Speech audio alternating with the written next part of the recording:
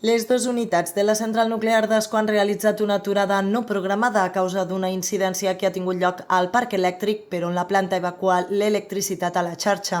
Els sistemes de seguretat de les dues unitats s'han activat amb la protecció elèctrica que les desconnecta de la xarxa, un protocol que se segueix segons el disseny de les plantes i que les manté estables.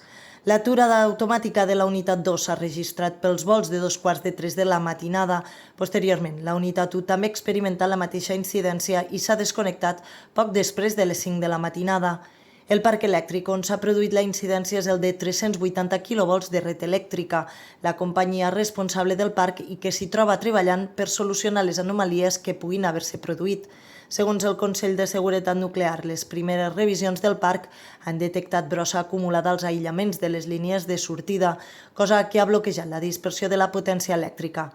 Aquesta incidència no ha tingut cap afectació a la seguretat de la planta ni al medi ambient i de moment s'ha classificat el succés dins el nivell 0 de l'escala INES.